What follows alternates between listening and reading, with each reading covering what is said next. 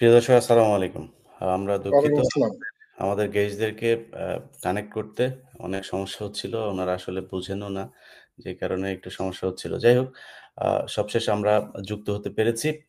যে বিষয় নিয়ে কথা বলব সেটা হচ্ছে আপনারা জানেন গত ২ দিন আগে 15 মিনিটস এর একটি অনুসন্ধানে চুয়াডাঙ্গায় বিএনপির নাম ভাঙিয়ে যে চাঁদাবাজি দেখানো হয়েছিল সেই বিষয়টা নিয়ে আ আপনারা সবাই 15 মিনিটস আ যারা দেখেছেন তারা জানেন কি ছিল সেখানে।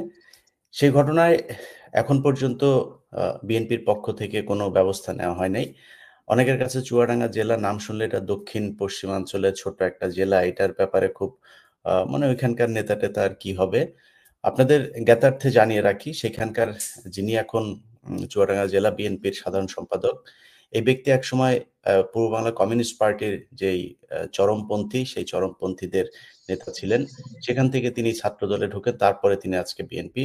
সো তার জীবনের শুরুটাই হয়েছিল সন্ত্রাসী কার্যকলাপ দিয়ে। তার ভয় এবং আতঙ্কে চুয়াডাঙ্গা একটি আতঙ্কের জনপদে পরিণত হয়েছে। সেখানে আমরা বেশ কিছু চাঁদাবাজি, আওয়ামী লীগের লোকজনের যে সংশ্লিষ্টতা তাদেরকে নিয়ে যেই বিএনপির বিরুদ্ধে দাঁড়িয়ে বিএনপির ত্যাগী নেতাদেরকেও সে কোণঠাসা করে তারপরে সেখানে চাঁদাবাজি চালিয়ে যাচ্ছে সেই বিষয়গুলো সেখানে তুলে ধরা হয়েছিল। এখন প্রশ্ন হচ্ছে যে চুয়াডাঙ্গার মতো একটি জেলায় আমরা দেখেছি যে বিভিন্ন জায়গায় নিউজ হওয়ার সাথে, সাথে বিএনপি তাদেরকে বহিষ্কার করে।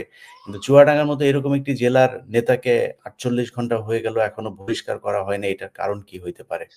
মূল বিষয় হচ্ছে যেই ব্যক্তি চুয়াডাঙ্গা জেলা ছাত্র আ বে জেলা বিএনপির সাধারণ সম্পাদক শরীফুজ্জামান শরীফ, তার ভাই হচ্ছে টরিক। তিনি হচ্ছে বাংলাদেশের এই মুহূর্তে বাংলাদেশের সবচাইতে বড় স্বর্ণ চোরা কারবারি। কারণ ডায়মন্ড ওয়ার্ল্ড এর যে দিলীপ আগারওয়ালা, তার ঘনিষ্ঠ বন্ধু এবং আপনারা জানেন দিলীপ আগারওয়ালার বাড়িও আমাদের এই চুয়াডাঙ্গাতেই। তো সেই আ ঘটনার আ কারণ মানে সেই সম্পর্কের কারণেই এই এ এই শরীফুজ্জামান শরীফের ভাই টরিক তিনি আগারওয়ালার পুরো সেই স্বর্ণ চোরাচালানের যে ব্যবসা সেটা নিয়ন্ত্রণ করছেন। তিনার মূলত অর্ধেক সম্পত্তি আ দেশে, অর্ধেক হচ্ছে সিঙ্গাপুরে। আপনারা আমার অনুষ্ঠানে সেগুলো দেখেছেন। সিঙ্গাপুরের তিনি মূল কাজ হচ্ছে বাংলাদেশের যখন যে দল ক্ষমতায় আসে তাদের টাকা-পয়সা ওই দেশে পাচারের একটা বড় মাধ্যম হচ্ছে এই টরিক। যে কারণে বিএনপির মহাসচিব থেকে শুরু করে আমি সবার নাম বলছি না, অনেক নেতাদের টাকা পাচারের, অনেক বড় চেয়ারের সবার নাম আমি আজকে বলছি না। তাদের টাকা পাচারের এই মাধ্যম হচ্ছে টরিক। যে কারণে তার কথায় আপনি যদি চুয়াডাঙ্গা জেলার যে এসপি আছে বর্তমানে, এসপি সাহেবকে যদি আপনি বলেন যে এখানে ন্যাংটা হয়ে দাঁড়ায় থাকতে হবে, এই শরীফুজ্জামান শরীফ মনে করেন বিএনপির নমিনেশন পাবে। মনে করেন। তারপরে সে এমপি হবে, তাই না? অথচ তার ভাই টরিক, সে তো রাজনীতি করে না। তাকে পুলিশ সার্বক্ষণিক তার যে প্রোটোকল সেটা দিয়ে যাচ্ছে। টরিক নিজে ছাত্রলীগের সাথে যুক্ত ছিল। সেগুলো আমার অনুষ্ঠানেও তিনি নিজের মুখে স্বীকার করেছেন। তাহলে সে প্রোটোকলটা পাচ্ছে কিভাবে? অতএব এই টাকা-পয়সা, এই যে স্বর্ণ চোরা কারবারের যে বিশাল সিন্ডিকেট, সেই সিন্ডিকেটের নিয়ন্ত্রক হবার কারণেই টাকা-পয়সা দিয়ে তিনি সবাইকে কিনে রেখেছেন। মজার বিষয় আপনাদেরকে যেটা বলার জন্য আজকের লাইভে আমরা আরো ২ জন ব্যক্তি। আ আ এর মধ্যে আপনারা যে ভদ্রমহিলাকে দেখছেন, তার আ মেয়েকে গত ২ দিন আগে আমার 15 মিনিটস যখন বাংলাদেশ সময় রাত ৯-১০ টার দিকে প্রচার করা হলো, ভোর ৬ টার দিকে এসে সেই নারীকে তুলে নিয়ে যাওয়া হয়। যেই নারী শরীফের বিরুদ্ধে তার আ আ বিয়ের প্রলোভনে তারপরে শারীরিক সম্পর্ক করার পর তাকে ছুঁড়ে ফেলে দেয়ার এবং তাকে নানানভাবে নাজেহাল করার অভিযোগ করেছিলেন, তাকে ৮ ঘন্টার মাথায় বাড়ি থেকে তুলে নিয়ে যাওয়া হয় এবং দেখুন ২৯শে সেপ্টেম্বর বাংলাদেশে একটি ঘটনা ঘটে। ২৯শে সেপ্টেম্বর সেই ঘটনার আমি সেই আপনাদেরকে সেই কাগজপত্রগুলো দেখাচ্ছি। ২৯শে সেপ্টেম্বর একটা স্বর্ণ আমাদের যেহেতু সীমান্ত এলাকা আমরা আমাদের ওইখানে সব ধরনের চোরাকারবারি চলে। মাদক, স্বর্ণ এ এইটা চুয়াডাঙ্গাতে অহরহ ঘটে। ২৯শে সেপ্টেম্বর একটা ঘটনা ঘটে। সেখানে আসমা নামে একজন তিনি স্বর্ণসহ বিডিআর এর হাতে ধরা পড়েন। সেই ১৮ তারিখে তার যে এজাহার এবং গত ২ দিন আগে আমার এই অনুষ্ঠান প্রচারের পরে হাতে লেখা আসমান নামে করা এক 164 এর যে কপি আমি হাতে পেয়েছি সেগুলো আপনাদেরকে আমি দেখাচ্ছি। ২ টার মধ্যে কোনো মিল নাই। তো তারা যেটা করেছে সে আসমার নাম ভাঙিয়ে এই মহিলাকে এই মামলাতে ঢোকানো হয়েছে। এই মহিলা মূলত আমি এটা জানতামও না। পরবর্তীতে যেটা জানলাম যে সে শিল্পী, সে গান গাইতো। সে গান গায় এবং এই গান গাওয়ার মাধ্যমেই শরীফের সাথে তার পরিচয় হয় এবং তার সেখান থেকে সম্পর্ক। তারপরে তার সাথে সে অ্যা প্রতারণা করে তারপর তাকে ছুঁড়ে ফেলে।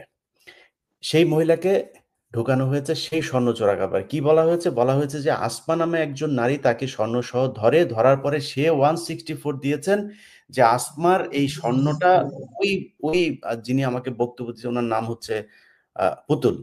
এই পুতুল হচ্ছে গিয়ে এই স্বর্ণ তাকে দিয়েছেন। তিনি আরেকজনের কাছে এটা হস্তান্তর করার কথা। হাস্যকর এইভাবে ঘটানো হয়েছে। কিন্তু বিষয়টা কত সিনেমাটিক ওয়েতে করা হয়েছে দেখেন কত ভয়ংকর। এসপি নিজে সেই বাড়িতে গিয়ে উপস্থিত হয়েছিলেন। আমরা ওই পরের দিন যা হয়েছে সেটা এই ভিকটিমের মায়ের কাছে শুনবো। পুতুলের মা আমাদের সাথে যুক্ত আছেন। একজন স্বর্ণ চোরা কারবার ৩ পিস ৩ পিস স্বর্ণ পাওয়া গিয়েছিল সেই আসমার কাছে। যদি এটার সাথে কেউ যুক্ত থাকে ধরলাম পুতুল এটার সাথে যুক্ত ছিল। এরকম একজন আসামি ধরার জন্য বিশাল বড় এক পুলিশের বহর নিয়ে পুলিশের এসপি গিয়ে সেইখানে তাদের সাথে আবার বিএনপির লোকজন ছিল যারা ভেতরে ঢুকে তারপরে বাড়িঘর ভাঙচুর করেছে। একদম একটা মানে মানে একটা সন্ত্রাসের জনপদ বলতে যা বোঝায় সেই এরশাদ শিকদারকে আমরা ছোটবেলায় দেখেছি। সেই এরশাদ শিকদারের অবস্থা খুলনাতে আবারও তৈরি করা হয়েছে। তো এই হচ্ছে ঘটনা। আমরা মোটামুটি আমি আপনাদেরকে শিরোনামটা বলে নিলাম। এর মাঝে, মাঝে আপনাদের এখানকার যে বিষয়গুলো তথ্যগুলো আমার হাতে এসেছে সেটা আপনাদেরকে জানাবো। আমরা পুতুলের মায়ের কাছে যাচ্ছি, তার কাছে শুনবো যে কি হয়েছে, আ কি ঘটনা আপনি একটু বলেন। খালাম্মা আমি আপনার কাছে ১ম প্রশ্ন যেটা সেটা হচ্ছে যে আ ঐদিন ভোর রাতে আপনাদের বাড়িতে কি হয়েছে? আমরা কিছুই জানি না, কিন্তু রাত্রে দেখলাম যে ইলিয়াসের ছবি ভাইরাল হলো। তো ভোরে আমি নামাজ পড়ে একটু হাঁটাহাঁটি করি। আচ্ছা হাঁটাহাঁটি মানে করে আমি বাড়িতে আমি যে ঢুকলাম। আমি আমি যে 15 মিনিটস ভিডিও করেছি সেটা ভাইরালের কথা বলছেন? জি, জি, জি। আচ্ছা, জি বুঝতে পেরেছি। জি বলেন। তো আমার বাড়িতে দেখছি ২ গাড়ি পুলিশ। তো না আমি বাইরে গাড়ি, তো আমি বলছি কি হয়েছে? তো তখন দরজা ঠেলে ঢুকে পড়লো। দিয়ে আমার মেয়ে খাটে শুয়ে আছে, ঠিক। তুলে নিল। বলছে আপনি কে? কেন নিচ্ছেন? আমার মেয়েকে কিনে নিচ্ছেন কেন আপনি? আমার মেয়েকে আমার কিছুই বলছে না, আমার মেয়েকে ধাক্কি করে গাড়িতে তুলে দেয়।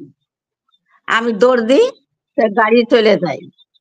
আর আমি সন্ত্রাসী হামলা, এটা তো আমার মেয়ে অ্যারেস্ট না।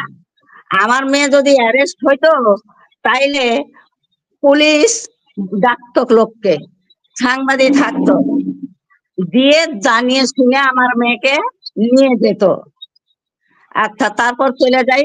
আমি ডান বামে ঘুরি, কিছুই দেখি না।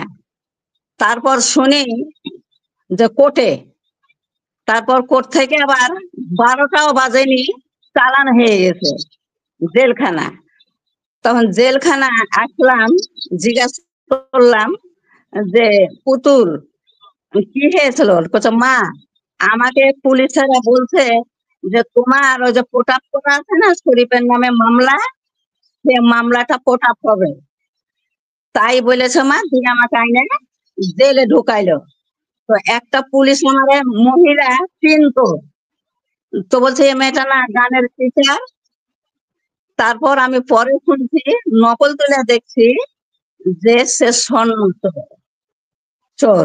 তা আমি এটা মাইনে নিলাম যে আমার মেয়ে স্বর্ণ চোর। তো আমার মেয়েকে সাংবাদিক এসে সরকার তুললো না কেন? তো এই অন্যায়টার বিচার চাই। হুম, হুম।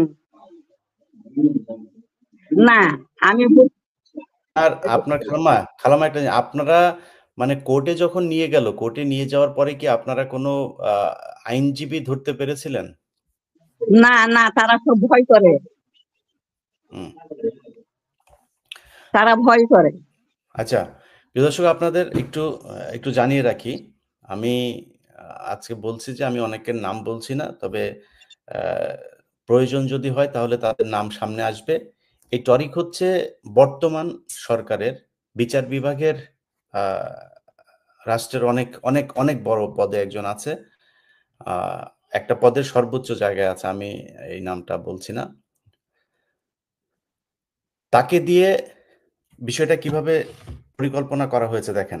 ২৯ তারিখের এক মামলা, সেই মামলায় তার নাম ঢুকে গেল। ঢুকে যাওয়ার পরে আমি ভোর আ ৭টা ৭:৩০টার দিকে আমি এসপিকে কল দিলাম। এসপিকে কল দেওয়ার পরে এসপিকে আমি বললাম যে, "ভাই আপনারা এরকম মেয়েটাকে তুলে এনেছেন কেন?" এটা বলার পরে সে আমাকে বলল যে, "না এরকম আমি বললাম যে, "আপনি নিজেও সেখানে ছিলেন, গেলেন কেন?" আ সে বলছে, "না আমি তো সেইরকম কোনো কিছু তো হয় নাই।" আমি বললাম, "ঠিক আছে, আপনি একটু জানবেন যে আপনার এসপি, ওসি গিয়ে যে এটা করল, একটু জেনে আমাকে একটু জানান তো।" সে আমাকে এখন পর্যন্ত সে যে বলল যে জানাবে, এখন পর্যন্ত সে আমাকে আর কিছু জানায় নাই। আচ্ছা। খুলনার ডিআইজিকে আমি বললাম।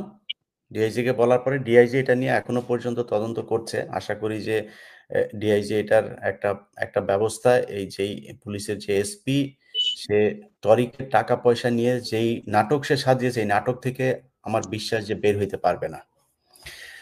তো তারপরে তাকে নিয়ে যাওয়া হলো। আমরা ওদেরকে বলছি যে ওদের পরিবারের সাথে যোগাযোগ করলাম যে আপনাদের থানায় কি কেউ গিয়েছে কিনা? থানায় লোক গেল। থানায় লোক যাওয়ার পরে থানায় কেউ নাই। থানায় কেউ নাই। ৯:৩০ টার সময় শুনি যে আসামি যে ইয়েতে পাঠিয়ে দেওয়া হয়েছে। আপনার কি বলে আদালতে পাঠিয়ে দেওয়া হয়েছে। আমি তো সো ফাস্ট, আমি বাংলাদেশের পুলিশের কার্যক্রম এত ফাস্ট আমি জীবনে দেখি নাই। সেখানে নিয়ে যাওয়া হয়েছে। আমি নিজে সেখানকার আইনজীবীদের সাথে কথা বলেছি। ৩ জন আইনজীবীর খুব প্রভাবশালী জেলা আইনজীবীদের খুব প্রভাবশালী ৩ জনের কথা বলা হয়েছে। তাদেরকে বলা হয়েছে তাদের লাইসেন্স বাতিল করে দেওয়া হবে। যদি এই মামলা নিয়ে কেউ যদি পক্ষে দাঁড়ায়। শুধু এই বিষয়টা দিয়ে একটু অনুমান করে দেখেন যে এইটার পেছনে কত বড় চক্র কাজ করছে। তো আমি পুলিশের ঊর্ধ্বতন কর্মকর্তা এবং আ সরকারে যারা আছে তাদের কাছে আমার অনুরোধ থাকলো যে আচ্ছা মমিনুল ভাই আপনি কি আসছেন নাকি? হ্যাঁ, আমি লাইনে আছি তো, লাইনে ভাই আছি। আপনি লাইনে থাকলে তাহলে সোজা হয়ে থাকেন, হ্যাঁ, ফ্রেন্ডলি আমি থাকেন। লাইনে আছি, আমি থাকেন শুনতেছি। তাহলে আপনি বসেন। না বসলে আপনি বের হয়ে যেতে পারেন। না, আমি বলতেছি। তাদেরকে আমি বলতে চাই সরকারের কাছে এই বিষয়টা নিয়া আপনারা তদন্ত করেন। এই ঘটনাটা খুব ছোট ঘটনা না। এটার সাথে রাষ্ট্রের সর্বোচ্চ লেভেলের থেকে এটাকে টেক কেয়ার করা হচ্ছে এবং তাদেরকে এই পরিবারটাকে নাজেহাল করা হচ্ছে। একজন সঙ্গীত শিল্পী, তাকে আজকে স্বর্ণ চোরাকারবারি বানিয়ে তারপরে তাকে জেলে পাঠানো হয়েছে এবং এটা নিয়ে এখনো পর্যন্ত এই পরিবারটাকে চাপ দেওয়া হচ্ছে। তার মা এবং তার আরেকটা বোন আছে, তারা এখন প্রচন্ড নিরাপত্তাহীনতার মধ্যে ভুগছেন। তো এই রাষ্ট্রের কাছে আমি জবাব চাই যে, যেই সরকার আমরা এতদিন ধরে যেই সরকারের বিরুদ্ধে যুদ্ধ করেছি, সেই সরকারের মতো আচরণ যদি চুয়াডাঙ্গা থেকেই শুরু হয়, তাহলে এই রাষ্ট্রের জন্য তো আমরা যুদ্ধ করি নাই। এটার বিচার চাই। এটার সাথে যারা এসপি যুক্ত থাকুক, আরো যারা যুক্ত আছে তাদের সবার যেন এটার বিচার হয়। এটাই আপনাদের সবার কাছে অনুরোধ। আমাদের সাথে আ চুয়াডাঙ্গা জেলা যুবদলের সাবেক একজন নেতা আছেন। আমরা তার সাথে একটু কথা বলবো যে এই ঘটনা নিয়ে মমিনুল ইসলাম, আপনার কাছে আমরা জানতে চাই যে আপনি শুনছেন? হ্যাঁ, জি, আমি শুনতে পাচ্ছি, বলেন। জি, আমি বলেন কি শুনতে জানেন? পাচ্ছি। জি, বলেন। এই কি হয়েছে বলেন? যেই নারীকে আটক করা হয়েছে এবং শরীফের ব্যাপারে, টরিকের ব্যাপারে তাদের ওই মেয়েটা যে একটা নির্যাতিত মেয়ে, একটা মুসলিম মেয়ে, এর উপরে মানে যৌন ভাই আপনি হয়রানি থেকে শুরু করে সোজা হন। এ- স্মার্ট ভাই, এ- ভাই। এটা জি। একটা মজলুম মেয়ে, আরো এটা পিছনে যান, নির্যাতিত মেয়ে। আরো পিছনে যান আপনি। হ্যাঁ, কথা বলেন, এমনি কথা বলেন। এ একটা নির্যাতিত মেয়ে, একটা মজলুম মেয়ে, এর উপরে এই চুয়াডাঙ্গা জেলা বিএনপির বর্তমান নেতা মানে একে অনেক নির্যাতন করেছে, শারীরিক নির্যাতন করেছে, করে একে ফেলে দিয়েছে। হুম, এর ভাই শেখ হাসিনার সময় ফ্যাসিস্ট ক্ষমতাধর টরিক সে সেই আমলে ফ্যাসিস্ট ছিল, সে এখনো সে ফ্যাসিস্টই আছে। তার অবৈধ টাকার জোরে, তার ক্ষমতার জোরে সমস্ত পাওয়ারফুল মানুষজন, প্রশাসন থেকে শুরু করে দেশের অনেক নেতা, বড় নেতাদের টাকার বিনিময়ে ক্রয় করে এই মেয়েটাকে নির্যাতন করছে। এই মেয়েটা একটা মানে নির্যাতিত মেয়ে, এটা একটা মজলুম মেয়ে, এটা ন্যায় বিচার পাক। এর এটা আমরা চাই, চুয়াডাঙ্গাবাসী চাই। অনেকে হয়তো মুখ দিয়ে বলতে পারছে না এদের ভয়ে, এই কিন্তু এ খুব নির্যাতিত এবং মজলুম। এর বিরুদ্ধে যে নির্যাতন করা হয়েছে এর বিচার হওয়া উচিত।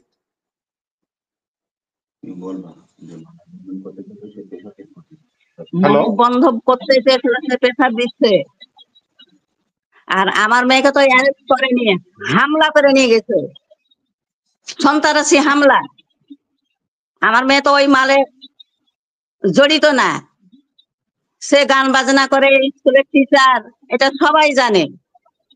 কিন্তু এই মেয়েকে এমন বেহাল করে নিল যে আওয়ামী লীগ সরকার ক্ষমতা থাকতো এই পুলিশের জ্বালা, আর এই ডক্টর ইউনূসের কালেও এই পুলিশের জ্বালা। আচ্ছা, আপনাকে যখন ধরতে যায় খালাম্মা, ওইখানে পুলিশের কে কে ছিল বলেন তো? আপনি চিনতে পেরেছেন যে পুলিশের কোন কোন কর্মকর্তা ছিল? আমি তো মেলাটি পুলিশ, তা আমি বলছি কে আপনি? তো বলছে আমি এসপি। ছাড়েন বললে আমার মেয়ের হাত ধরে টেনে নিয়ে চলে গেল। সে বলছে যে সে এসপি। জি, আমি বলছি আপনি কে? তো বলছে আমি এসপি। বলে নিয়ে চলে গেল মেয়েকে কাছে। আর মেয়ে বলছে আমাকে কি জন্য নিলেন? আমি বলছি কি জন্য নিচ্ছেন আমার মেয়েকে বলেন, বলবেন তো? কিছুতেই স্বীকার হলো না। না প্রিয় দর্শক, আপনারা একটু জিনিসটা বুঝেন যে 3টা স্বর্ণের বার, সেই আসামি 29 তারিখে হইল, সেই আসামির 164 এর জবানবন্দি অনুযায়ী সে দর্শনা থানাও রাখেনি, চুয়াডাঙ্গা থানাও রাখেনি, সরাসরি জেলখানা দিয়ে গেছে। কারণটা কি? সরাসরি জেলখানায় নিয়ে গেছে। যাই হোক, সরাসরি তো আমি সেখানে দেখছি দেখেন নাই। আপনারা সেই ঘটনায় সোজা এসপি চলে গিয়েছে তাকে ধরার জন্য। তো এটা দিয়ে আপনারা বুঝেন যে মানে টাকা পয়সা কি পরিমাণে আমরা এখন পুলিশকে সে নিয়ে। এসপি না ওসি, আমি তা বলতে পারি না। আমি খালি বলছি আপনি কে? তো বলছে আমি এসপি। হাত ছাড়েন। না, বুঝতে পেরেছি। এসপি ছিল, কারণ আপনার সাথে আমি যখন কথা বললাম আপনাকে আমি 3বার জিজ্ঞেস করেছি আপনি কি কনফার্ম যে এসপি? তখন আমি বললাম আপনি বুঝলেন কিভাবে এসপি, মনে আছে আপনার? আমি মানে ওই যে আমাদের, আজকাল একটা চেহারা দেখি। হ্যাঁ, তো আপনি বললেন যে আপনি জিজ্ঞেস করেছেন, সে নিজে বলেছে। এবং আমি তার যে আমি পরপরই আমি এসপি। এসপিকে ফোন দিয়েছি। ফোন দেওয়ার পরপর এসপি তখন জাগা, তখন কিন্তু ভোর 6:30 7টা এরকম বাজে। যাই হোক, খালাম্মা আমাদের সাথে যুক্ত হয়েছেন একজন আমার খুব প্রিয় একজন আইনজীবী। আমি পারভেজ ভাই আপনার কাছে বিষয়টার মোটামুটি একটা বর্ণনা দিয়েছি যে আপনার একজন আসামি, তাকে ধরা হলো, ধরার 9 তারিখ 8 তারিখ প্রায় 10 দিন পরে বলা হলো যে একজন 164 দিয়েছে, 164 দিয়েছে বলে তারপরে তাকে ধরে নিয়ে যাওয়া হলো। সেটা বলার পরে আমি আপনার একটা জিনিস দেখাই। আচ্ছা, এই হচ্ছে যেই নারী আটক হয়েছিল স্বর্ণসহ, তার লেখা আপনার এটা বলা হচ্ছে যে 164, অর্থাৎ যে লেখাটা দেওয়া হয়েছে লিখে, আমি 300 ভাগ কনফার্ম হয়ে বলতে পারি এই লেখাটা সেই মহিলার না। কারণ আসমা নামে যেই মহিলার ছবি আমি দেখেছি, যাকে বিডিআর ধরেছে স্বর্ণসহ, সেই মহিলা আমার বিশ্বাস যে সে লেখাপড়াই জানার কথা না। তার নামে লিখে তারপরে এটা দেওয়া হয়েছে 164 বলে। আচ্ছা, আরেকটা হচ্ছে আমাদের প্রথম যেদিন তাকে ধরা হয় 29শে সেপ্টেম্বর, সেই দিন আমাদের কাছে সেইটার একটা কপিও আমি উদ্ধার করেছি চুয়াডাঙ্গা থেকে। এই হচ্ছে এজাহার, সেই এজাহারে যা বলা হয়েছে আমি সেটা একটু বলি।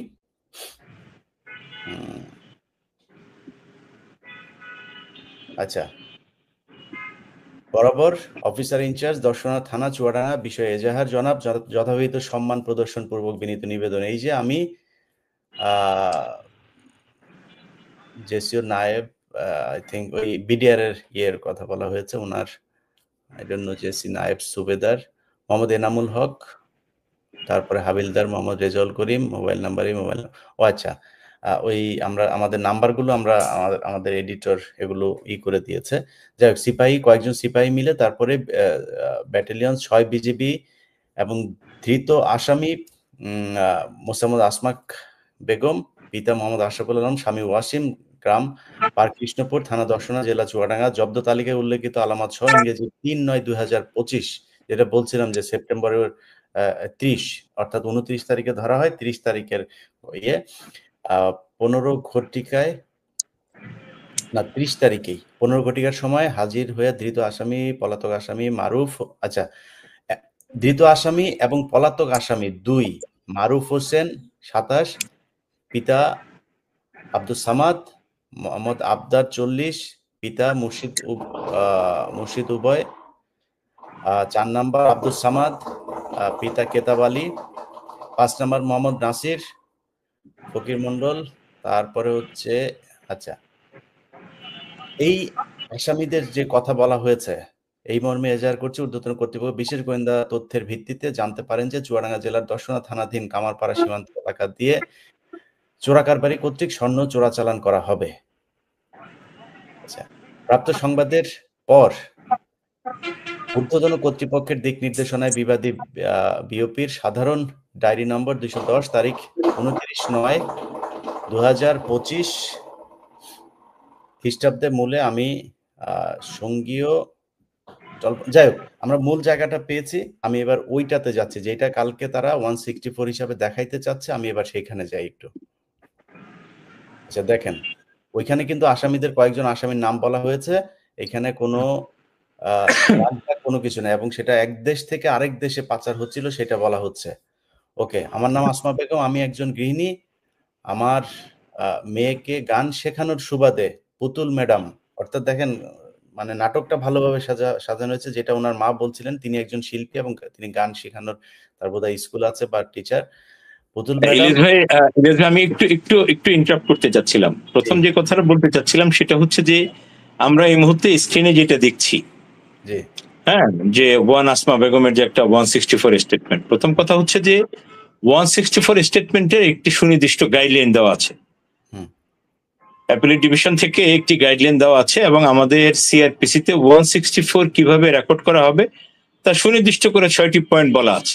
তার মধ্যে প্রথম এবং শেষ যে বক্তব্যটি সেটি হচ্ছে এই যে এখানে যিনি 164 করছেন তার স্বাক্ষর করা ছাড়া তার অন্য কোনো কিছু মনের মাধুরী মিশিয়ে লিখবার কোনো সুযোগ নেই, এবং যে ফরম্যাট এটা একদম সুনির্দিষ্ট ফরম্যাট, এই ফরম্যাটের উপরই তাকে 164 স্টেটমেন্টটা রাইট করতে হবে, রিরাইট করতে হবে। সো যেটা করেছে এটা হলো একেবারে ভৌতিক মিথ্যা একটি স্টেটমেন্ট, যেটা কোনো 164 না, এটা হচ্ছে একটি বিষয়। দুঃখজনক বিষয় হচ্ছে এই যে এই 5ই আগস্টের পরে পুলিশের যে চরিত্র ছিল, আপনি নিশ্চয়ই খেয়াল করে দেখেছেন যে আমাদের আইজিপি সাহেব দুইবার এই কথাই বলেছে যে দয়া করে আমাদেরকে আগের মতো আর ভাববেন না, আমাদেরকে আগের মতো শত্রু অবস্থানে চিন্তা করবেন না, আমরা চোর না, আমরা অপরাধী না, আমরা খুনি না, আমরা পুলিশকে জনগণের বন্ধু হিসেবে ঢেলে সাজানোর চেষ্টা করছি। কিন্তু আমরা এই মামলা, চুয়াডাঙ্গার এই মামলাটা কি দেখলাম যে একজনকে একটি মামলায় 164 হতেই পারে, একটি মামলায় 164 হতেই পারে, কিন্তু সেই 164 উপর ভিত্তি করে ওনারা যে কারুকার্য করলেন, যেখানে সাসপেক্টেড অ্যাকিউজড হিসেবে যাকে এই মামলায় ধরে আনা হয়েছে বলছে যে 164 এর নাম আছে, এফআইআর এর নাম ছিল না, তার মানে she is an suspected accused. এই সন্দিগ্ধ আসামিকে যেই কায়দায় ধরা হয়েছে এবং তার যে ভাঙচুর করা হয়েছে, তার খাবার তছনছ করা হয়েছে, তার চাল ডালকে শেষ করে দেওয়া হয়েছে, পুরো ঘরটাকে শেষ করে দেওয়া হয়েছে, তার মানে ইটস এ প্ল্যান গেম। আমাদের দুঃখ হচ্ছে এই জায়গাটায় যে পুলিশ 5ই আগস্টের পূর্ববর্তী অবস্থানে জনগণের যে রোষানলে পুলিশ ছিল, জনগণ জনগণের সকল শ্রেণীর যে বিরুদ্ধে অবস্থানে পুলিশের ছিল, এত বড় যদি এটাকে পরাজয় বলি, এত বড় ধ্বংসযজ্ঞের পরও পুলিশ কিছু শিখেনি। এখনো পুলিশ সেই মানে দাসত্ব করছে, তাবেদারি করছে কাদের? যাদেরকে সে এখন ক্ষমতার সর্বোচ্চ আসনে মনে করছে এবং তার চাকরির জন্য যাদেরকে মনিব মনে করছে।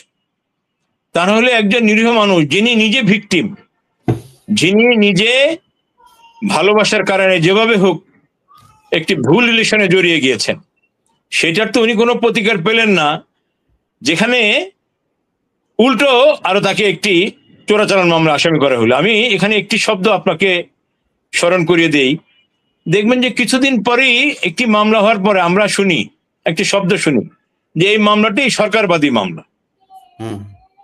এই মামলাটি হচ্ছে সরকার। এই যে সরকারবাদী হয় কখন? আমার ভাই মারা গেল অথবা আমার বোন ইনজুর্ড হইলো, আমি মামলা করলাম, আমি আর বাদী থাকলাম না, বাদী হয়ে গেল কে? সরকার। কেন? আমার নিরাপত্তার, আমার সিকিউরিটির দায়িত্ব ছিল গভর্নমেন্টের।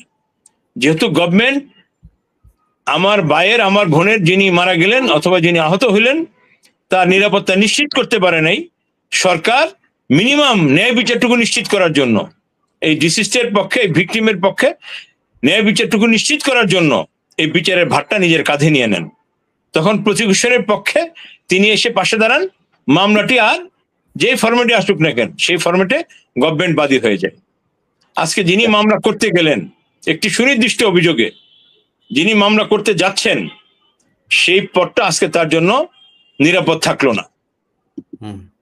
যারা তাকে আরো ঝুঁকির মধ্যে ফেলে দিলেন, জীবনের একটি মানুষের, বিশেষ করে একজন মহিলার যে সম্ভ্রম, যেটা নষ্ট হয়ে গেল সেটা তো নষ্ট হইলই, এর প্রতিকার চাইতে গিয়েও তিনি দ্বিতীয়বার হেনস্থার শিকার হলেন। কার দ্বারা?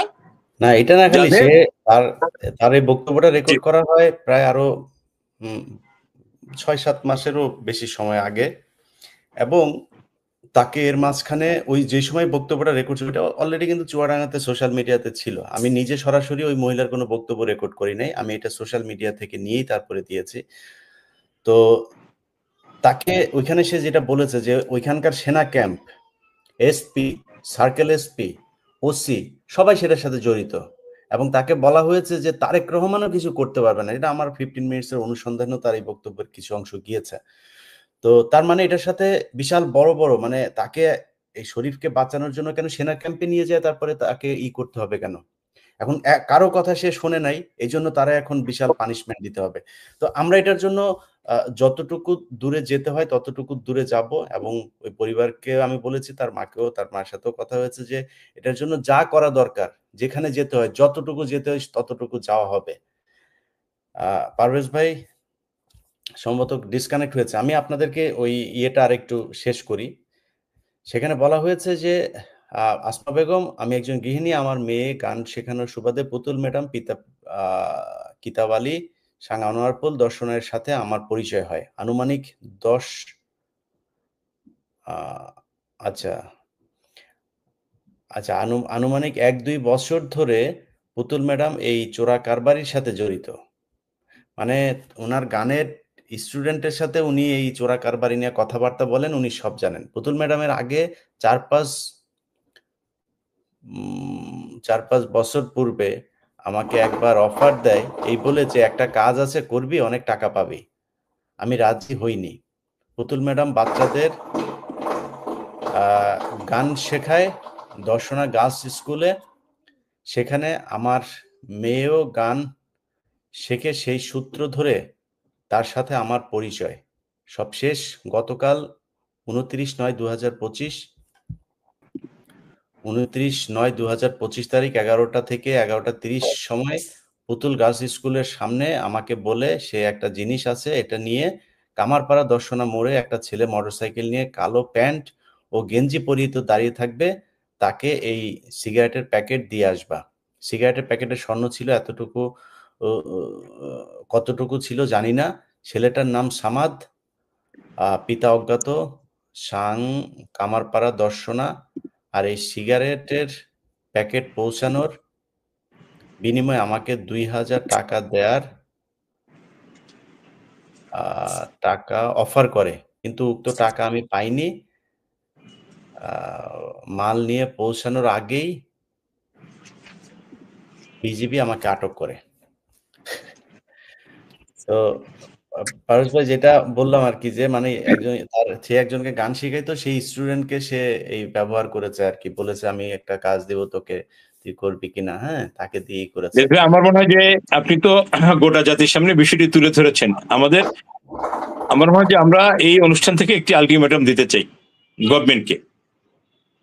সেটা হলো যে এই গভর্নমেন্টের অধীন এই পুলিশ অফিসার এসপি থেকে ওসি পর্যন্ত যারা এই ঘটনার সাথে জড়িত, এই ঘটনাকে মেক করেছেন, থ্রো করেছেন, তাদের বিরুদ্ধে গভর্নমেন্ট কি ব্যবস্থা নেয় আমরা একটি আইনানুগ দৃষ্টান্তমূলক দৃশ্যমান কিছু দেখতে চাই। একইভাবে যে সেক্রেটারি মহোদয় তার দলীয় প্রভাব প্রতিপত্তি খাটিয়ে যে কোন খুঁটির জোরে এই অন্যায় এভাবে করে দল এবং দেশকে ধ্বংস করার চেষ্টা করছেন, দল তার বিরুদ্ধে কি ব্যবস্থা নেয় সেটারও আমার মনে হয় আপনার পক্ষ থেকে, জাতির পক্ষ থেকে, দলের সর্বোচ্চ ফোরামে সর্বোচ্চ নেতৃত্বের কাছে আমরা একটি বক্তব্য রাখতে চাই, আলটিমেটাম দিতে চাই যে ২৪ ঘন্টার মধ্যে দলীয় সকল পদ পদবি থেকে তাকে অপসারণ করে তার বিরুদ্ধে যেন আইনগত ব্যবস্থা নেওয়া হয়।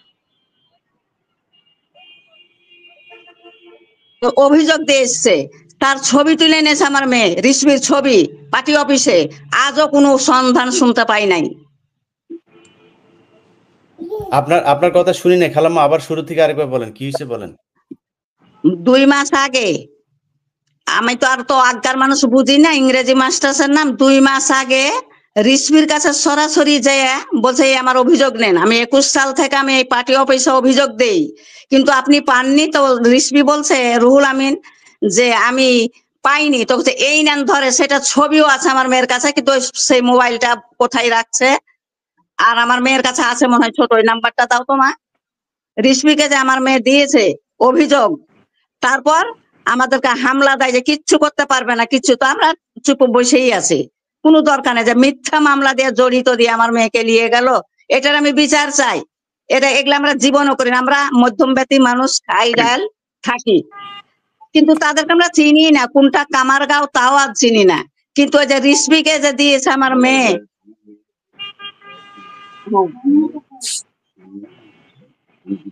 হ্যাঁ হ্যাঁ। আচ্ছা আপনি পাশে কে ভাই? আপনি আসেন, আপনি সামনে আসেন। ওইনে বসে ঘুষ করেন কেন? এই পাশে আসেন, এই পাশে আমি কথা বলতে পারি না তো, আজ্ঞার মানুষ। ওনারে আনেন, যে পারে তারে আনেন, ওনারে দেন, উনি আনেন, আপনি আসেন।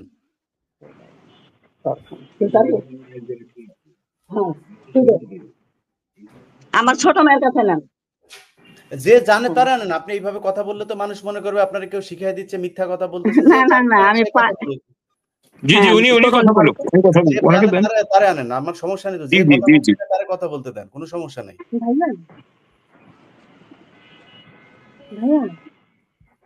জি জি জি, ওইটা ভাইরাল হওয়ার পর থেকে ওই নিউজ সবকিছু তো সবাই জানে। এখন যেটা বলতে চাচ্ছি, আমরা ২৪ কি ২৩ আগস্ট ওই বিএনপির পার্টি অফিস, রুহুল কবির রিজভী উনার কাছে যে অভিযোগপত্র দিয়ে আসি, হ্যাঁ, ওটা আমরা ভিডিও করে আনছি, এর আগেও পাঠাইছি, কিন্তু ওখান থেকে কোনো আসেনি, মানে খবর আসে নাই। উনি বলছে যে আমি পাই নাই, ওইটার ভিডিও আছে, এখন আমরা ভিডিও করে নিয়ে আসছি। সেই ভিডিওটা কি রুহুল কবির রিজভী? জি। আচ্ছা, বলেন, তারা কি বলছে আপনাদেরকে? বলছে যে বিষয়টি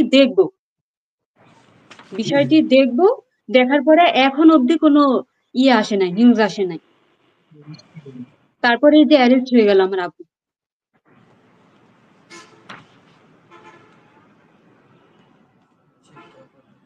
বুঝছেন? আচ্ছা পারভেজ ভাই, আমরা আইনগতভাবে এই বিষয়টা নিয়ে মনে করেন তাদেরকে যেই সিন্ডিকেটের ভেতরে যে একটা জালের ভেতরে ঢুকানো হয়েছে, সেই ক্ষেত্রে আইনগতভাবে ওই জেলার পুলিশ সুপার, তারপরে আপনার যেসব যদি নাকি আমি বিএনপির যে নেতা টেতা আছে যারা এটার সাথে যুক্ত, এদের ব্যাপারে আইনগতভাবে আমাদের কি করণীয় আছে এখন? এখানে দুইটা বিষয়। একটা বিষয় হলো যে আমরা একটা কথা সবসময় বলি, আইন হচ্ছে অন্ধ, আদালত হচ্ছে অন্ধ। ইনফ্যাক্ট তার সামনে যা আছে, যেটুকু পেপারস আছে, based on that he May pass an order. এখন এই যে বিষয়টি হলো যে একেবারে নারী শিশু আইন সংক্রান্ত একটি জটিলতা, যে বিষয়টির সত্যতা দীর্ঘদিন ধরে প্রকাশিত ছিল এবং সেই অভিযোগ দায়ের করার প্রাক্কালেই সেই বিষয়টাকে টার্ন করে চোরাচালানিতে নিয়ে যাওয়া হলো।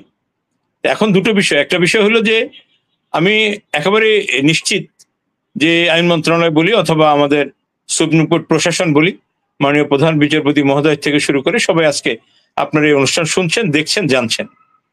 প্রকৃত সত্য যেভাবে আজকে উন্মোচিত হয়েছে, অবভিয়াসলি সুপ্রিম কোর্ট প্রশাসনের বিচার বিভাগেরও একটি এখানে নৈতিক দায়বোধ আছে। তারা চাইলেও এই দায়বোধ এড়াতে পারেন না। সেই দৃষ্টিভঙ্গি থেকে যেই পেপারস উপস্থাপনা হয়েছিল, যার ভিত্তিতে ভিকটিমকে জেলে পাঠিয়ে দেওয়া হলো, আমরা আশা করছি আগামীকাল কর্মদিবসের মধ্যেই আরেকটি আমাদের ওখানে নিযুক্ত আইনজীবী নিশ্চয়ই তার জামিনের জন্য একটি আবেদন করবেন এবং আমরা আশা করছি সকল কিছু বিবেচনা করে বিজ্ঞ আদালত আজকের এই সব বিষয় পরিষ্কার হওয়ার পর কালকে ভিকটিমকে জামিনে মুক্তি দিবেন। এটি হচ্ছে একটি পদক্ষেপ। আর দ্বিতীয় যে বিষয়টি হলো সেটি হলো যে যেই রক্ষকরা এই ভক্ষণের সাথে যুক্ত, পুলিশ প্রশাসন, আমরা আশা করছি পুলিশ প্রশাসন, যদিও আজকে একটি কঠিন সময় বসে কথা বলছি, ইলিয়াস ভাই নিশ্চয়ই ইতিমধ্যে শুনতে পেয়েছেন যে ট্রাইব্যুনাল গুমের সাথে সম্পৃক্ত যেসব আর্মি অফিসাররা ছিলেন তাদের বিরুদ্ধে আজকে ওয়ারেন্ট ইস্যু করেছে। একটি কঠিন সময়ে আমরা বসে আজকে কথা বলছি। ঠিক এমনি সময় আমরা আশা করব যিনি স্বরাষ্ট্র মন্ত্রণালয়ের দায়িত্বে আছেন, যিনি উপদেষ্টা মহোদয়, যিনি লেফটেন্যান্ট জেনারেল ছিলেন আর্মির, সকল কিছু বিবেচনা করে এই পুলিশের সাথে, এই ঘটনার সাথে যে পুলিশ অফিসাররা এসপি থেকে শুরু করে সাব ইন্সপেক্টর পর্যন্ত যারা জড়িত ছিলেন, কালকের মধ্যে তাদেরকে স্ব দায়িত্ব থেকে তাদেরকে পুলিশ লাইনে ক্লোজ করা হোক এবং এখানে নতুন করে কাউকে দায়িত্ব দেওয়া হোক। একইভাবে প্রশাসনিক এই কাজগুলির পাশাপাশি দলীয়ভাবে আমরা আশা করবো, যেটা একটু আগে ভিকটিমের মা আমাদেরকে জানালেন যে উনি এই বিষয়টি দলীয় শীর্ষ পর্যায়ে থেকে, কারণ আমরা তারেক রহমান সাহেবের বক্তব্যগুলি অনেকদিন ধরে শুনে আসছি এবং আমরা বিশ্বাস করছি এর বাস্তবায়ন হলেই কেবলমাত্র নেতা এবং তার বক্তব্যের একটি সামঞ্জস্য অবস্থান আমরা খুঁজে পাবো, যাতে মানে ভাস্টের একটা ইন্টারেস্ট এই জায়গায় আসছে ভাই, বুঝছেন? সেটা হলো এই যে বললাম, এর মাধ্যমে অনেকে টাকা, কারণ গত 1 বছরে তো মানে আওয়ামী লীগের বছরগুলোর সাথে যদি মানে তুলনা করেন, তাহলে আওয়ামী লীগের সবচাইতে বেশি, যেমন 2018 সালের আগের বছর টাকা পাচার হয়, 2024 সালে নির্বাচনের আগে, নির্বাচনের বছরগুলোতে বাংলাদেশে সবচেয়ে বেশি টাকা পাচার হয়। ওই বছরগুলোকে যদি আপনি তুলনা করেন, এই গত 1 বছরে যে পরিমাণে টাকা পাচার হয়েছে, সবার ধান্দা একটাই, এদের তো ধরেন এখানে যারা উপদেষ্টা আছে এ তো এমনি বিদেশেই থাকতো, বিদেশ থেকে গিয়েছে যারা আছে তারাও আর ওই চিন্তা ভাবনা নাই, শেষ হবে তারপর চলে যাবে। তারা অলরেডি তারা সেফ এক্সিট কিভাবে নেওয়া যায় সেটা নিয়ে চিন্তা করছে। এই টাকা পয়সার খুব উচ্চ পদস্থ, আমি আপনাদের আমি নামগুলো বলছি না, আপনারা বললাম যে এই কারণে যে বিশেষ কিছু কারণে নামগুলো বলা হচ্ছে না, তাদের টাকা পয়সা পর্যন্ত এই ব্যক্তিকে দিয়ে আপনার সিঙ্গাপুরে পাচার করায়। সো তার সাথে ভীষণভাবে কানেক্টেড তারা, যারা এই ব্যবস্থাগুলো নেবে। তো বিএনপিকে আমি মনে করি, বিএনপির যদি নাকি এই বিষয়ে যদি পদক্ষেপ না নেয় এবং এটার সুষ্ঠু ব্যবস্থা, সুষ্ঠু তদন্ত করে এটার যদি মানে সমাধান না করে, সেই ক্ষেত্রে বিএনপিকে সোজা করার রাস্তা আমাদের হাতে জানা আছে, কিভাবে কি করা লাগে।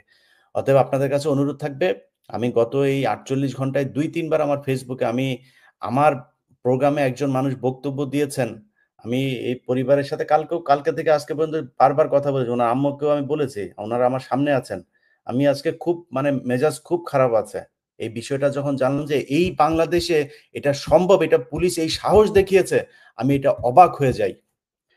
তো পরে তো তার পরিবারের যা যা হয়েছে, এবং আমি ওইখানকার এই মানে কি বলবো যে অর্ধপুরুষ, এই যে যেসব অ্যাডভোকেটরা আছে তারা কেউ তাদের জি পুলিশ এসে জানে আমার কোনো হামলা না করে। আপনি রাতে করেছেন না সকালেই পুলিশ সন্ত্রাসী হামলা করেছে, ওটা পুলিশের বিচার করেনি। পুলিশের বিচার করলে জানতো যে মেয়েটা কে, এখানে জানতো যে মেয়েটা কে, মেয়েটা কি, তাকেও জানায়নি। তাইলে আমি আজকে আমি জানিয়ে দিতে চাই যে আমার সকালে যেন কোনো পুলিশ হামলা না করে, এটাই আমি জানাতে চাচ্ছি। আমার পরিবার উপরে, আমার পরিবার হুমকিতে, আমি হুমকিতে। না, আমি যতটুকু জানতে পেরেছি যে আপনাদের ডিআইজি মহোদয় যিনি খুলনাতে আছেন উনি নিজে ঘটনাস্থলে গিয়েছেন এবং এটা জানার চেষ্টা করছেন। আমার বিশ্বাস যে একটা সুরাহা হবে। আর সরকারের কাছে অনুরোধ থাকবে ওইখানকার যে এসপি এবং যারা এই পুলিশের যারা এটার সাথে জড়িত, আপনি আয়ুর সাথে কথা বলেন। আয়ুর সাথে কথা বললে জানতে পারবেন। আয়ু জানে না যে পুতুল নামে কাউকে আটক করা হয়েছে। আয়ু জানেই না, নাম ঢুকানো তো পারে, আটক করা হয়ে গিয়েছে এই ঘটনাও তাকে জানানো হয় নাই। এই হচ্ছে চলছে দেশে। যাই হোক, আমরা এরকম দেশের জন্য এত ঝুঁকি নেই।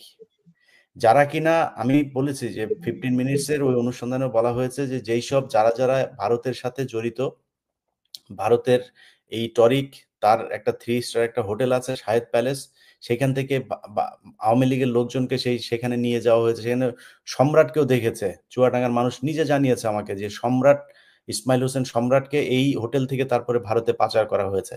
এই ধরনের বিএনপির লোকজনকে কোনোভাবেই ছাড় দেওয়া হবে না। সেখানে বিএনপি যদি তাদেরকে বাঁচানোর চেষ্টা করে তাহলে সরাসরি বিএনপির 180 ডিগ্রি অপোজিটে যে তারপরে কাজ করার বাইরে আর কোনো রাস্তা থাকবে না। বিএনপির কাছে অনুরোধ থাকলো দ্রুত এটার ব্যবস্থা নেন। এবং খালাম্মা আপনাকে আমি যেমনটি বলেছি যে আপনার পাশে 24/7 যখন দরকার হয় আমি আপনার ছেলের মতো আপনার পাশে আছি। যেটা দরকার হয়, টাকা পয়সা যা দরকার হয় সব ক্ষেত্রে আপনি আমার ছেলের মতো আপনার পাশে পাবেন।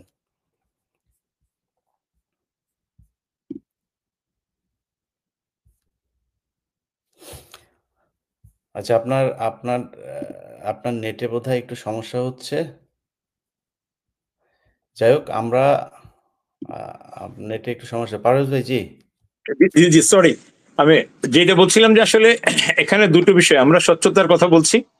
সো আমরা আশা করছি যে আজকের এই আপনার পরে, অনুষ্ঠানের পরে আমরা আশা করছি যে সরকার, পুলিশ প্রশাসন স্পেশালি 24 ঘন্টার মধ্যে এই ব্যবস্থা নেবেন। একইভাবে দলীয় যে কার্যক্রমের আমরা আশা করছি যে সেটারও একটি স্বচ্ছতার জন্য হইলো যারা বা যে ব্যক্তি, বিশেষ করে যারা না দলের চুয়াডাঙ্গার যে ব্যক্তি এই ঘটনার সাথে জড়িত, যার দলীয় পদ পদবি আছে, তার বিরুদ্ধে একইভাবে যদি সঙ্গতভাবেই উনি এই অভিযোগ ফেস করে এসে, ট্রায়াল ফেস করে এসে যদি উনি নির্দোষ প্রমাণিত হন, আবার দলীয় পদ পদবিতে ফিরে আসবেন।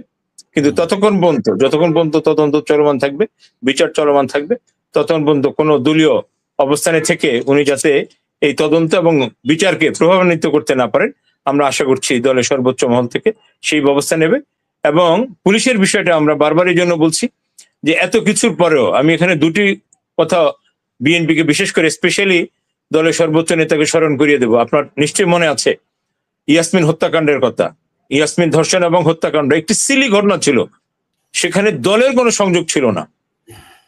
পুলিশ এই কাজ করেছে এবং পুলিশের এই দায়ভার একটি সময় বিএনপি নিজে কাঁধে নিতে গিয়ে দিনাজপুরে সেই ইয়াসমিন হত্যাকাণ্ড গোটা দলকে ক্ষমতাচ্যুত হতে হয়েছিল। সো আমরা আশা করছি যে এই বিষয়টি খেয়াল রাখবে। আর পুলিশের কথা আমরা নাইবা বললাম, বিশেষ করে 5ই আগস্টের আগে দেখেন আজকে খুব কষ্ট নিয়ে বলতে হয়, খুবই দুঃখ নিয়ে বলতে হয়। আজকে যদি 24-এ এই 5ই আগস্টের ঘটনা যদি উল্টো হতো, আমরা পুলিশের প্রতি মানুষের কি ক্ষোভ সেটা পুলিশ নিশ্চয়ই দেখেছে।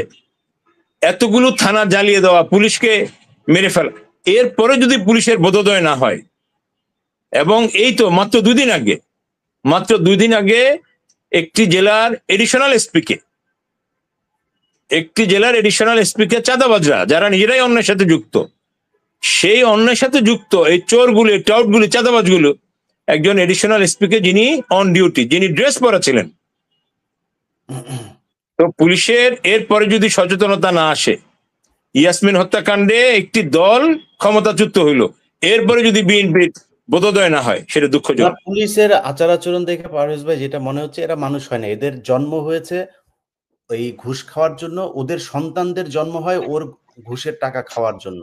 সো এই জন্যই বোধহয় পুলিশের জন্ম। আমি যদি নাকি বলি 99% বললে ভুল হবে না। তার মানে পুলিশকে এই গত 1 বছরে বহু তেল দিলাম ভাই, সেনাবাহিনীর বিরুদ্ধে বললাম, ওর বিরুদ্ধে বললাম, তাও পুলিশকে যে ঠিক আছে ওরা একটু মানুষ হোক। এদের জন্মই হয়েছে ঘুষ খাওয়ার জন্য আর মানুষের ক্ষতি করার জন্য। এই জন্য মানুষ এই যে পুলিশের মানে একটা পুলিশ মারা গেলেও এখন তো তাও সময় পাল্টেছে দেখে একটু সহানুভূতি দেখায়। আওয়ামী লীগের সময় একটা পুলিশ মারা গিয়েছে দুর্ঘটনায়, সেখানে রিয়েট দেয় সবচেয়ে বেশি।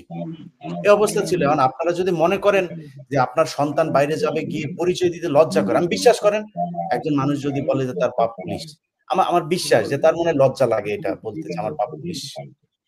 মানে এটা সব হতে পারে সে সৎ মানুষ, কিন্তু জানে না তো। আমার বড় ছেলে বিএনপি করার জন্য দেহটা মাটি করে ফেলেছে, আর সেই বিএনপির ঘরে এত বড় অন্যায়। আরেকটা জিনিস আমি জানতাম না, আজকে সকাল এই লাইভে আসার কিছুক্ষণ আগে তার সাথে আমার কথা হলো, ওনার আরেকটা ছেলে, বড় ছেলে, সেই ছেলে আর 2 মেয়ে, সেই ছেলে বিএনপি করতে গিয়ে এই গত 15 বছরে অনেক নাজেহালের সৃষ্টি মানে শিকার হয়েছেন।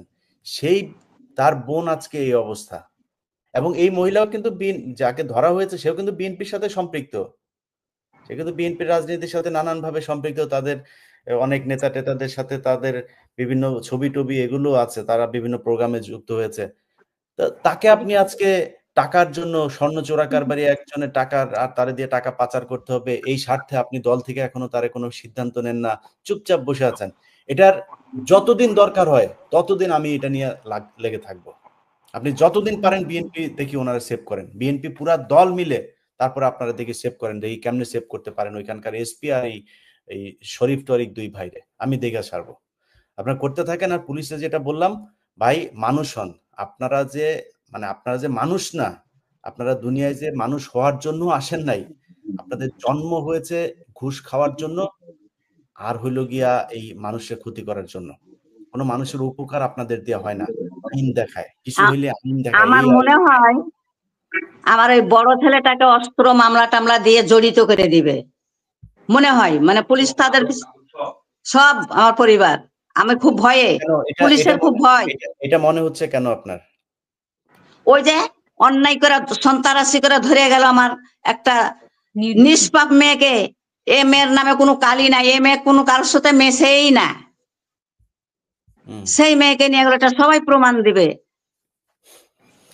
যাই হোক খালাম্মা, দেখা যাক কি করবে সেটা দেখা যাক। মানে সবকিছুরই শেষ আছে। আর এখন এটা আওয়ামী লীগ সরকার না, আওয়ামী লীগ সরকার যদি হইতো আপনার মেয়েকে ধরে নিয়ে গিয়েছে, তারপরে আমি চুপচাপ কষ্ট পাইতাম, বসে থাকতাম। এটা ওই সময় না, সময়টা এদের জন্য খুব একটা সুইটেবল হবে বলে আমি মনে করি না। ইনশাল্লাহ এটার বিচার হবে। উনি যে কদিন জেলে থাকছেন, যে কষ্টটা উনি করলেন, এটার তো ওনারে ফিরায় দেওয়া যাবে না, কিন্তু এটার বিচার পাবেন এবং এই সম্মান ওনাকে দেওয়া হবে। এটার জন্য যেই সম্মান তার পাওয়া দরকার সেটা চুয়াডাঙ্গার মানুষ আপনাকে দিবে, আপনার পরিবারকে দিবে। এটা আপনার কাছে কথা দিলাম। আমি আপনার আরেকটা ছেলে, যে কোনো সমস্যায় আপনাকে অফলাইনেও বলেছি আপনার পাশে আছি, টাকা পয়সা যা দরকার হয় আপনার পাশে আছি। এরপরে যেদিন লাইভে আসবো সেদিন বাংলাদেশের বা অন্য কোথাও যদি বক্তব্য দেন তাহলে মানুষের বললেন ইলিয়াস আপনার পাশে ছিল কি ছিল না। ভালো থাকেন পারভেজ ভাই, আপনি কালকে অনেক ব্যস্ততায় থাকবেন। বিডিআর এর মামলার যে শুনানি আছে, বিডিআর এরও আশা করি যে তাদেরকে কালকে জামিনে মুক্ত করা হবে, কারণ একই ক্যাটাগরি যাদেরকে গত শুনানিতে দেওয়া হয়েছে, জামিন দেওয়া হয়েছে, বাকি যারা আছে তাদেরকেও জামিন দেওয়া হবে। এবং মাননীয় বিচারক মহোদয়, আপনাকে বলে রাখি, আমি আপনাকে নিশ্চিত করছি যে সেনাবাহিনী এখানে কোনো বাধা দিবে না। কারণ আগের 15টার ব্যাপারে বিশেষ করে বিডিআর এর ডিজি যিনি ছিলেন, তিনার যে আন্তরিকতা আমি ওইখানে পেয়েছি। আমার বিশ্বাস এখানে তারা এসে কোনো ঝামেলা করবে না। অতএব আপনারা এটাতে আপনার কোনো ভয় পাওয়ার কোনো কারণ নাই। যারা 16 বছর কষ্ট করছে তাদের পরিবার, তাদের অর্থ সম্পদ সবকিছু শেষ হয়ে গেছে, পথের ফকির তারা। সেই মানুষগুলোকে আর অন্তত জেলখানায় রেখে কষ্ট দিয়েন না, এটা আপনাদের কাছে অনুরোধ থাকবে। যাই প্রিয় দর্শক, আপনারা সবাই ভালো থাকবেন। আমরা যে বিষয়টি নিয়ে আজকে কথা বলছিলাম, যে শরীফ টরিক, চুয়াডাঙ্গা জেলা বিএনপি সাধারণ সম্পাদক শরীফুজ্জামান শরীফ এবং তার ভাই টরিক, তারা মিলে চুয়াডাঙ্গাতে যে চাঁদাবাজি করছে, সেই চাঁদাবাজির একটি 15 মিনিটসের অনুসন্ধান আমার চ্যানেলে সবশেষ যে ভিডিও আছে সেটা করা হয়েছিল। সেটা করার পরে ওইখানে একজন নারী বক্তব্য ছিল, যে বক্তব্যটি আমি তার কাছ থেকে, আমার এখানে সে বক্তব্য দেয় নাই, সেই বক্তব্যটা সোশ্যাল মিডিয়াতে ছিল। আমি সেইখান থেকে সেই বক্তব্যটা আমি আমার 15 মিনিটসে প্রচার করেছি, অলরেডি সেটা সোশ্যাল মিডিয়াতে ছিল। এবং করার পরে সেই নারীকে রাত 10টায় আপলোড করা হয় ভিডিওটি। ভোর 6টার সময় এসে পুলিশের এসপি সহ পুলিশের বিশাল একটি বহর গিয়ে তারপরে 2টা গাড়ি নিয়ে যেয়ে তাকে আটক করা হয়। আটক করে সোজা তাকে সরাসরি আদালতে নিয়ে যাওয়া হয়। আদালতে বলে দেওয়া হয় কোনো আইনজীবী যেন তার জন্য দাঁড়াইতে না পারে, এবং সেখানে দেখানো হয় তিনি স্বর্ণ চোরাচালানের সাথে জড়িত। তার নামে জীবনে কোনোদিন কোনো মামলা নাই, জীবনে কোনোদিন কেউ তার ব্যাপারে কোনো বাজে কথা বলতে পারবে না।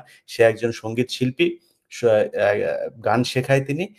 এটা করেই তিনি জীবিকা নির্বাহ করেন, এবং তাকে গত 1 বছরে অন্তত যদি তিনি টাকা নিতে পারতেন, ওই বক্তব্যের মধ্যেই আছে 1 কোটি 2 কোটি আর্মি নিয়ে যেয়ে, তারপরে আর্মি ক্যাম্পে নিয়ে যেয়ে তাকে অফার দেওয়া হয়েছে, আপনি কত টাকা চান? সেটা তারপরে সে স্বীকার করে নাই, সে রাজি হয় নাই, সে বলছে আমি বিচার চাই এটার। তো এই হচ্ছে ঘটনা। তারপরে তাকে সেই স্বর্ণ চোরাচালানের মামলায় জেলখানায় পাঠানো হয়েছে। এখনো পর্যন্ত তিনি জেলখানায় আছেন। বিএনপি, পুলিশ, সরকার সবার কাছে এই বিচার দিয়ে রাখলাম। দেশের মানুষকেও বিষয়টি জানিয়ে রাখা হলো। সবাই ভালো থাকবেন। আল্লাহ হাফেজ। আলহামদুলিল্লাহ।